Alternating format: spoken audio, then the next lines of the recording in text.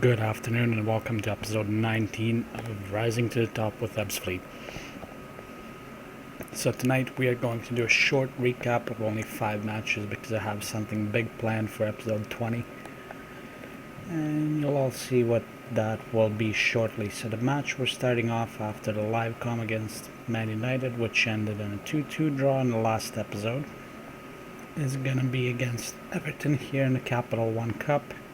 4th round, a match which we won 3-2 with goals scored by Anthony Stokes, Joe Bunny and Darko Lajovic, all in the first half. And Everton came back with 2 of their own in the second half, but it wasn't enough for them to come through. So we'll take a look at the highlights here. Anthony Stokes opens up the score sheet here, 16 minutes into the match.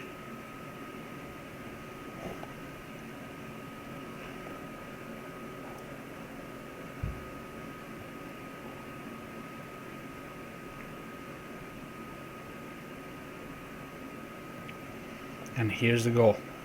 Bunny Stokes 1-0.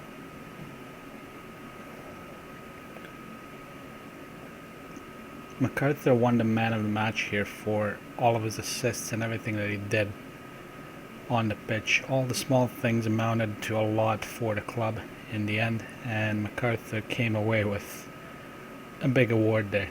There's Joe Bunny's goal, second of the match. That was 2-0 for us in the 16th minute.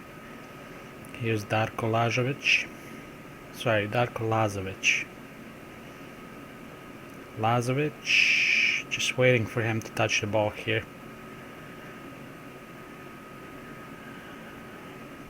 Bomiao, Smiley, and there is Darko Lazovic's first goal in Ebbsfleet colours. He's netted a few assists before, but never a goal prior to this match. So here's the first goal of the match for Everton here. O'Brien made a nice save there, but ultimately he would fail in bailing us out. Luckily by this point we're already 3-0 up, so the first goal of the match does not mean very much at this point for them. Coleman scores 3-1. That could have been an opportunity for us right there.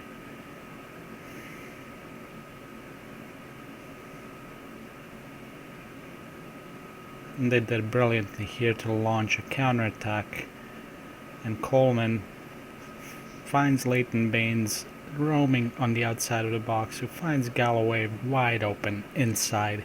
3-2. That was the final scoreline here. Now in the next match we have a loss to Tottenham here, 2-1. Goal scored in the 14th minute, Jake Woodards. And then Anthony Gerrard. No, not Gerrard. Anthony Gerrard. Making it 2-0 for Tottenham, and Anthony Stokes finishing it off in 81st minute to make it final scoreline of 2-1. Following that, we had a 3-0 win against Southampton here. Oh wait, am I going backwards here? Yes, I am. Following that, we had a 3-1 win against Sunderland. Goals by Curtis Main in 15th minute, equalizing goal by Saleh Goma in 20th minute via penalty. 38th minute saw Curtis Main's second goal of the match. That made it 2-1 for us, and then Kynnan MacArthur finished it off in the 75th minute, making it 3-1. 3 bookings in the match as well, 2 for us, 1 for them. Still a good match though. And then the absolute epic here. Something that I could not foresee coming, not even in a century's time. I never expected to get a point away against Chelsea, ever. In fact, I expected to get battered 5-0. I mean, we're playing at Stamford Bridge. Whoa, wait. Am I seeing this right? It's no longer Stamford Bridge. Did they name the stadium after Tonton Zola? No way. No. I refuse to believe that. What the hell? What happened to Stamford Bridge?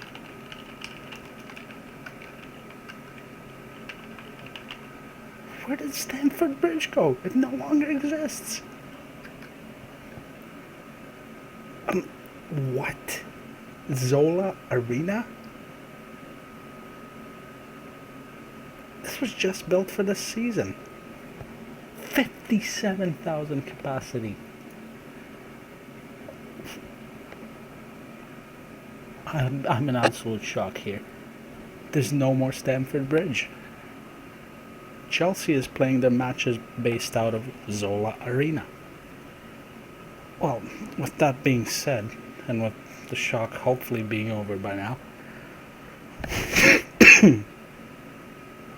pardon me, we go on to the match here. So Stoke scores the first one, 1-0, off a penalty, as mentioned earlier. Oh wait, no, that was a different match. Chambers here.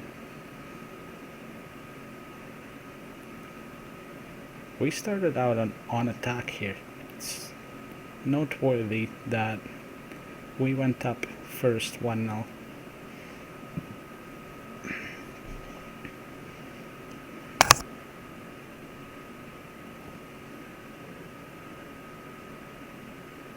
Lajovic, Stokes, 2-0 Ebbsfleet. So that was a very good start to the match, and right before halftime too, away at Zola Arena. I almost said Stamford Bridge again, but I gotta get used to that. Zola Arena. What the fuck? I seriously hope that's not named after Tonton Zola. And there's 2-1. 46th minute, straight off from the kickoff almost. And Chelsea comes back with a reply. Here's MacArthur's brilliant run forward, and that made it 3-1 for us. We just cannot hold our concentration here. 66th minute, 3-2. Off the crossbar and in. Berthier. Benoit Berthier. 3-2. 70th minute, just 4 minutes later. Bonazzoli gets it over to Berthier again.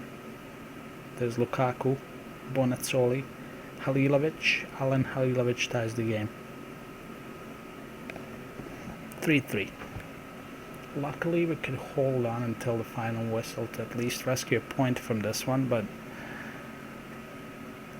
again, even with that being said, again, getting over the initial shock over the Zola Arena over here. Seriously.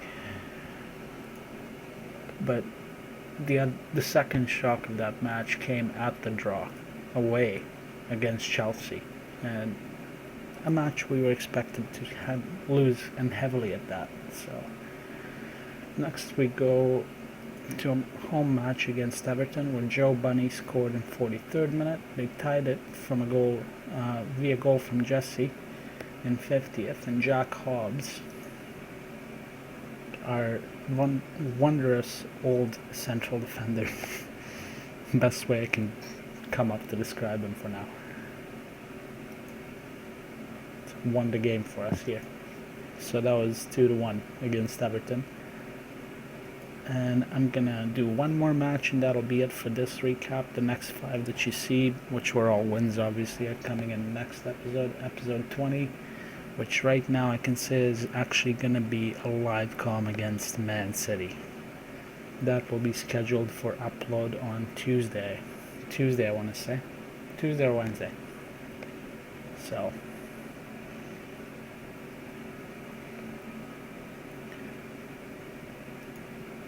looking at it here, with that, all of that being said, yes, the Crystal Palace match, Anthony Stokes opens the score sheet again in 11th minute.